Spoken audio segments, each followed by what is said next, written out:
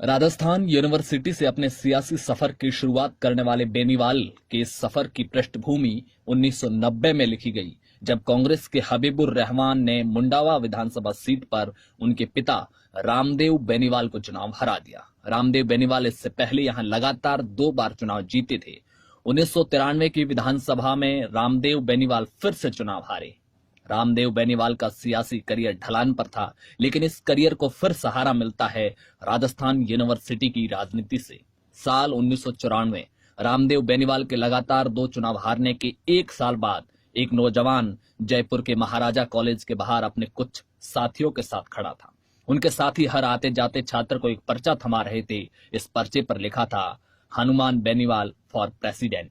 हनुमान बेनीवाल 1994 में महाराजा कॉलेज से पहली मर्तबा अध्यक्ष बने। यह सियासत में उनका पहला कदम था। 1995 में वो दूसरी दफा महाराजा कॉलेज से अध्यक्ष बने। 1996 में लॉ कॉलेज के अध्यक्ष चुने गए। बतौर राजनेता वो तेजी से उभर रहे थे। आने वाले 2 साल उनकी जिंदगी को पूरी तरह बदल देने वाले थे। लेकिन उससे पहले 1996 का एक किस्सा।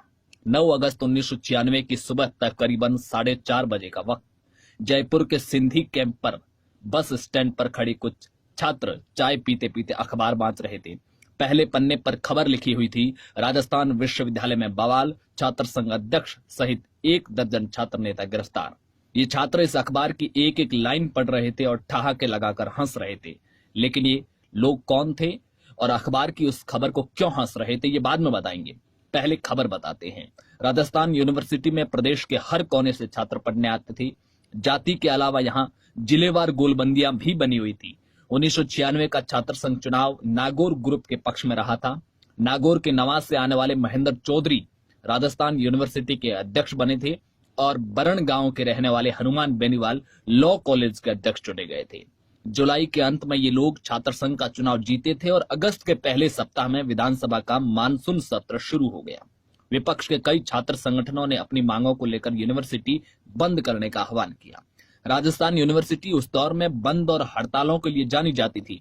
ये दोनों नेता इस प्रचार के दम पर चुनाव जीतकर आए थे कि वो बंद और हड़तालों के चलते यूनिवर्सिटी के आम छात्रों की पढ़ाई डिस्टर्ब नहीं होने देंगे। इसलिए ये दोनों नेता यूनिवर्सिटी बंद के खिलाफ थे। सुबह 9:15 बजे दोनों पक्ष यूनिवर्सिटी गेट पर आमने सामने हो गए। दोनों तरफ से तनाव बढ़ता जा रहा था। पुलिस ने छात्रों की भीड़ को हटाने के लिए लाठीचार्ज कर दिया। बदले में गुस्साए छात्रों ने पुलिस पर पत्थर बरसाने शुरू कर दिए। करीब 3 घंटे चली इस लाठी पत्थर की जंग में दोनों तरफ से कई लोग घायल हुए। प्रदर्शन पर लगाम लगाने के लिए पुलिस ने 1 दर्जन से ज्यादा छात्रों को गिरफ्तार कर लिया। इसमें महेंद्र चौधरी और हनुमान बेनीवाल भी शामिल थे। गिरफ्तार किए गए छात्रों को पहले बजाज नगर थाने लेकर जाया गया और वहां से इन्हें केंद्रीय कारागार भेज दिया गया। कहते हैं कि उस समय इन छात्र नेताओं का ऐसा रोला था कि जेल की बैरक से निकल कर कई कैदी इन्हें देखने के लिए बाहर आ गए। देर रात प्रशासन को सूचना मिली कि अपने छात्र संघ अध्यक्ष और लॉ कॉलेज के अध्यक्ष की गिरफ्तारी के खिलाफ प्रदर्शन के लिए यूनिवर्सिटी के तमाम छात्र लामबंद हो रहे। स्थिति किसी भी क्षण नियंत्रण से बाहर हो सकती थी। प्रशासन जानता था कि एक बार अगर छात्र सड़कों पर आ गए तो उन्हें नियंत्रित करना मुश्किल हो जाएगा। भैरव सिंह शेखावत उस समय राजस्थान के मुख्यमंत्री थे। विधानसभा सत्र के दौरान वो राजधानी में छात्रों का कोई आंदोलन नहीं चाहते थे। स्थिति पर काबू पाने का एक ही जरिया था, गिरफ्तार किए गए छात्र नेताओं को तुरंत रिहा कर दिया जाए। लेकिन इसमें भी एक दिक्कत थी। जेल के कायदे के हिसाब से सूरज डूबने के बाद जेल के दरवाजे नहीं खोले जा सकते थे।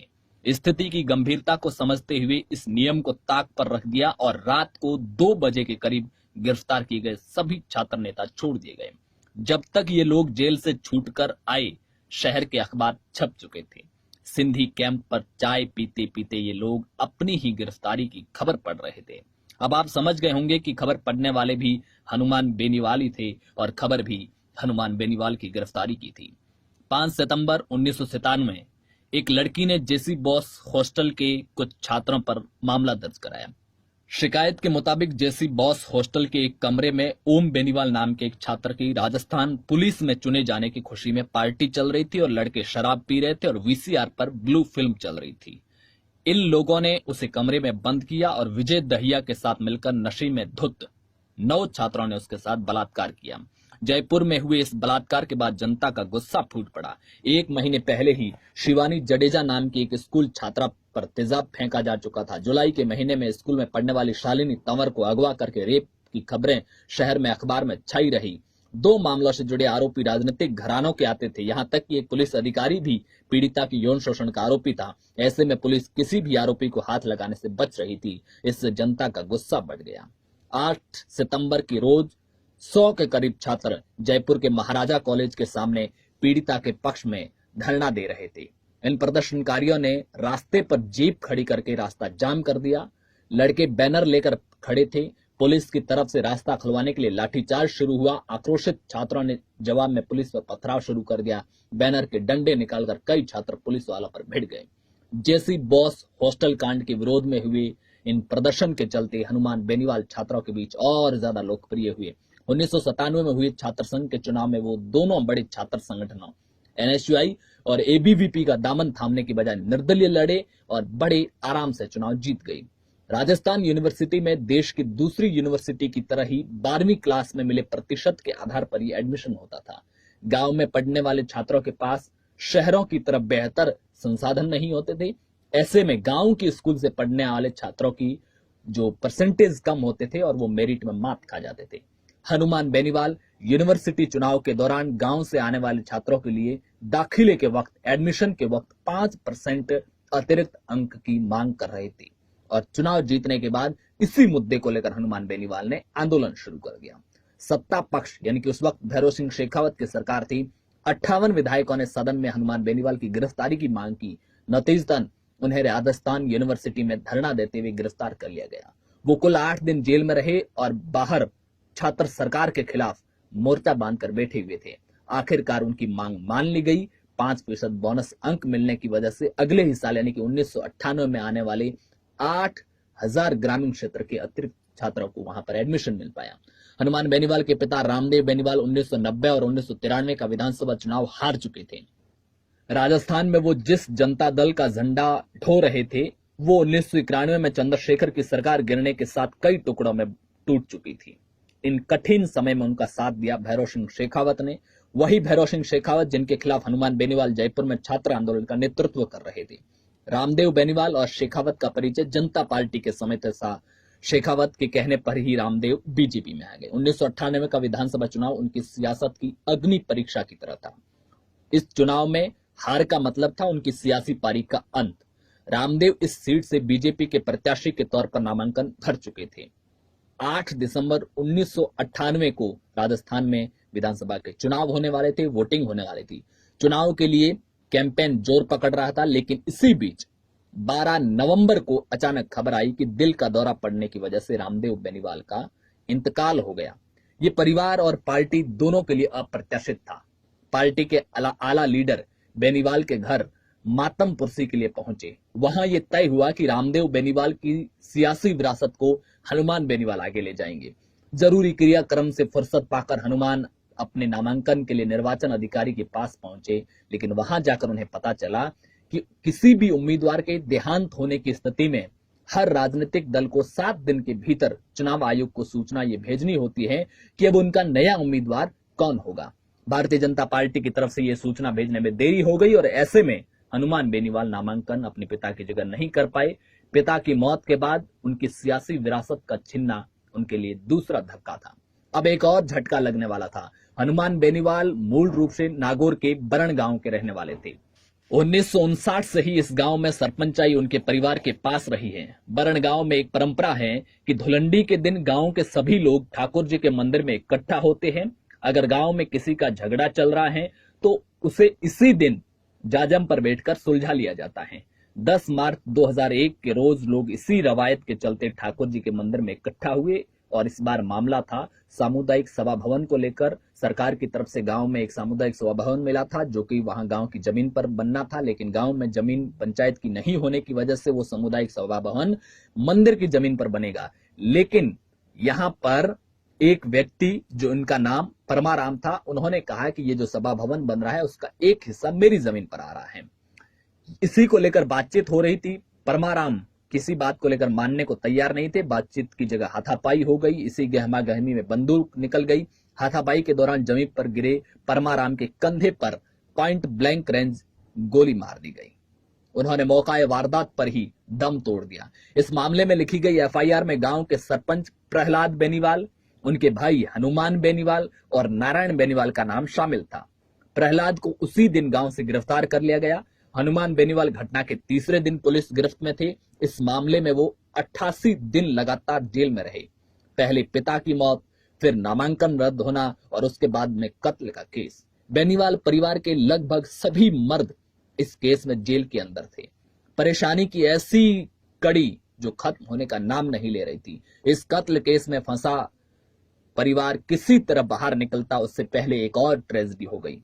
हनुमान के बड़े भाई प्रहलाद ने दिल के दौरे की वजह से जेल में ही दम तोड़ दिया, जो कि उस वक्त गांव के सरपंच थे। इस घटना ने परिवार को पूरी तरह तोड़ दिया। हालांकि बाद में बेनीवाल जेल से बाहर आ गए थे, क्योंकि इनके खिलाफ कोई पर्याप्त सबूत नहीं मिला था। पुलिस जांच के मुताबिक घटना के वक्त हनुमान बेनीवाल उस जगह पर नहीं थे जहां यह घटना हुई। 2003 में बीजेपी से टिकट नहीं मिला तो लोकदल के टिकट पर बेनीवाल ने अपने पिता की मुंडावा विधानसभा सीट से मैदान में उतरे। बीजेपी ने इस सीट पर उषा पूनिया को मैदान में उतारा। उषा पूनिया पूर्व विधायक गौरी पूनिया की बहू थी। उषा पूनिया का नाम याद रखिएगा, क्योंकि आगे एक किस्सा आएगा जिसमें उषा पूनिया महत्वपूर्ण है। कांग्रेस के टिकट पर लड़ रहे थे हबीबुर रहमान, वही हबीबुर रहमान जिन्होंने 1990 और 93 के चुनाव में हनुमान बेनीवाल के पिता रामदेव बेनीवाल को चुनाव हराया था। इस त्रिकोणीय संघर्ष में उषा पूनिया को मिले 39,027 वोट, हनुमान बेनीवाल को मिले 35,724 वोट, हबीबुर रहमान को मिले 32,479 वोट। इस तरह हनुमान बेनीवाल ये मुकाबला 3,303 वोटों से हार गए। नागौर जाट राजनीति का केंद्र था। यहां जाट राजनीति का सबसे बड़ा चेहरा मिर्धा परिवार थे, लेकिन 2003 के विधानसभा चुनाव में रामनिवास मिर्धा के बेटे हरेंद्र मिर्धा बीजेपी के गजेंद्र सिंह खिंवसर से चुनाव हार गए, तो मिर्धा परिवार का रसूख काफी कम होने लगा और उनके सियासी रसूख को बट्टा लग गया। इससे नागौर में नए जाट चेहरे को उभरने को मदद मिली। हनुमान बेनीवाल इस खाली जगह को भरने में तेजी से आगे बढ़ रहे थे। इसी बीच पास ही की तहसील डीडवाना में हुए जीवन राम गोदारा हत्याकांड ने उन्हें जाटों के नेता के रूप में उभरने का मौका दिया। दरअसल जीवन राम गोदारा एक बड़ा क्रिमिनल था और उसने मदन राठौर नाम के एक राजपूत की पत्थर से पीट पीट कर हत्या कर दी थी। इसका बदला आनंदपाल सिंह ने लिया और 27 जून 2006 की दोपहर जीवन राम गोदारा डीडवाना बाजार में अपने घर के नीचे बनी दुकान पाटीदार बूट हाउस में बैठा चाय पी रहा था। आनंदपाल अपने 5 दूसरे साथियों के साथ वहां पहुंचा और उसने एक के बाद एक 13 गोलियां जीवन गोदारा के शरीर में दाग दी। दो अपराधियों की लड़ाई ने देखते ही देखते जाट बनाम राजपूत का मोड़ ले लिया।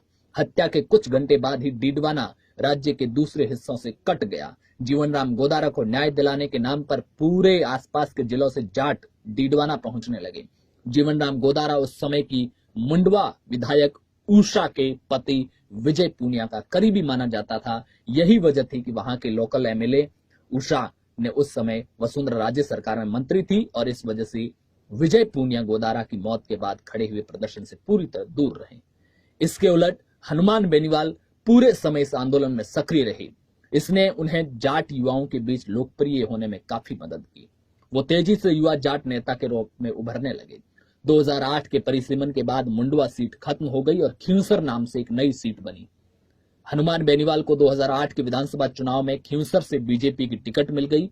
कांग्रेस ने उनके सामने डॉक्टर सहदेव चौधरी को टिकट दी। बीएसपी के टिकट पर लड़ रहे दुर्ग सिंह चौहान ने मुकाबले को त्रिकोणीय बना दिया। इस मुकाबले में सफलता बेनीवाल को मिली।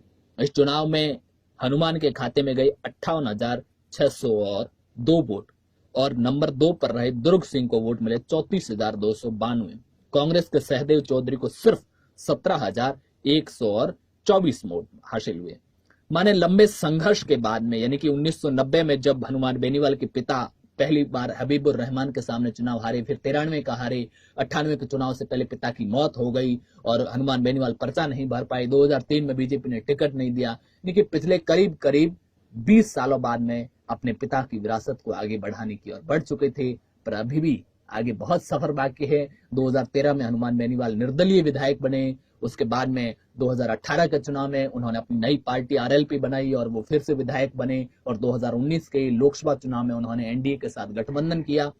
और नागौर लोकसभा सीट से चुनावी मैदान में है। आप हमें नीचे कमेंट बॉक्स में बताइए कि हनुमान बेनीवाल के बारे में आप क्या जानते हैं, उनके व्यक्तित्व को लेकर आप क्या जानते हैं, क्या आप उन्हें पसंद करते हैं, क्या आपको लगता है कि वो एक अच्छे नेता हैं, क्या वो नागौर से अपनी सियासत को, राजनीति को आगे बढ़ा पाएंगे या उन्हें और कोई वहां से चुनौती दे सकता है। इस बारे में आप नीचे हमें कमेंट बॉक्स में बताइए। अगर ये वीडियो पसंद आया तो लाइक कीजिए, हमारे चैनल को अभी तक सब्सक्राइब नहीं किया तो सब्सक्राइब कीजिए। मिलेंगे अगले वीडियो में, तब तक के लिए नमस्कार। जय हिंद, जय भारत।